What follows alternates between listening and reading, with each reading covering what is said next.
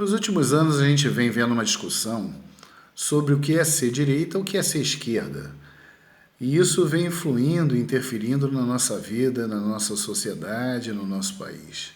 Mas a gente hoje vai conversar isso no Papo em Dia e vamos tentar, de uma forma breve, dar uma suavizada nesses conceitos, de forma que a gente possa ter uma discussão arrazoada e cheia de bom senso, como sempre, no nosso canal. Antes da gente começar, você vai lá, dá um like, se inscreve, compartilha, tá bom? Para ajudar a gente a manter o nosso papo. O que ocorre? Ser de direita ou ser de esquerda, o que é ser centro? A gente vive num país de pauta liberal. Aliás, essa pauta liberal, ela toma conta do mundo hoje em dia, porque nós vivemos num mundo, num mercado internacional, em que o liberalismo se pressupõe como fator primordial, como sistema econômico preponderante. E a gente aqui no Brasil fica discutindo não sistemas econômicos. Liberalismo, socialismo, comunismo, em princípio, são sistemas econômicos, não sistemas políticos nem sistemas de governo. São sistemas econômicos adotados por países de forma que, em suas pautas governamentais, se imponham como uma melhor forma de gestão pública. Simples assim.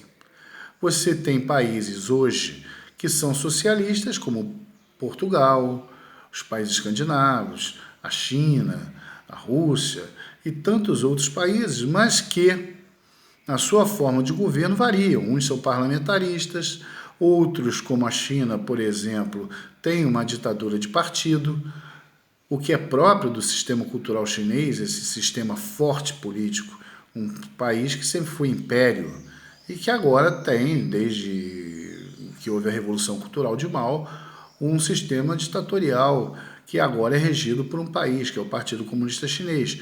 Mas nós temos na Europa países com partidos democráticos que se sustentam dentro de um sistema parlamentar. Então não é ser socialista que faz com que haja ditaduras ou hajam conceitos que aqui no Brasil se discutem como se a gente ainda existisse na Guerra Fria e estivéssemos coexistindo em 1960, 70. Não, o mundo evoluiu, o mundo mudou. O próprio socialismo, através de filósofos como, por exemplo, Polanyi, que faleceu nos anos 80, já vem discutindo há muito como pode socialismo existir dentro do mercado liberal. E assim ressurgiram para a economia mundial países que viraram potências econômicas, como hoje, por exemplo, vive muito bem Portugal, a Espanha, como a França de Mitterrand surgiu nos anos 80, como, por exemplo, o Uruguai consegue viver dessa forma. E outros países que são capitalistas, liberais puros, como, por exemplo, a Inglaterra, Estados Unidos, a Alemanha, também sobrevivem. Têm suas pautas liberais baseadas na iniciativa privada, são parlamentares, países parlamentaristas, com exceção dos Estados Unidos, mas os Estados Unidos é uma confederação. São vários estados autônomos interligados por um poder central que visa resguardar os seus interesses nacionais, que são idioma, moeda, enfim, territorialidade, é um outro conceito.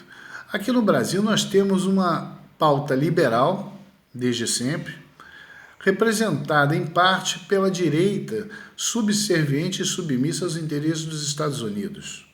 Acontece que essa pauta liberal ela é inchada por um Estado cheio de cargos públicos e utilizado por essa mesma direita para sobreviver, através de seus privilégios, da sua oligarquia e da sua elite.